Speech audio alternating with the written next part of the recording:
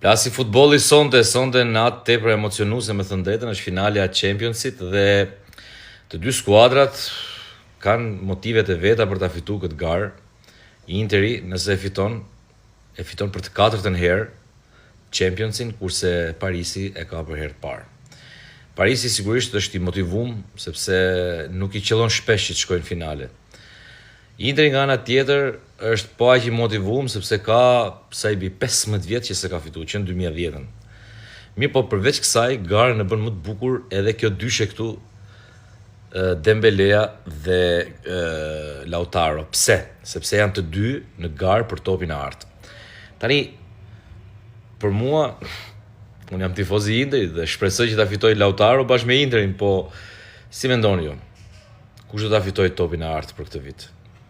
Janë dhe tjerë në garë, po fitoria e Championsit ka një rëndësi të veçantë, kështu që thoni pak.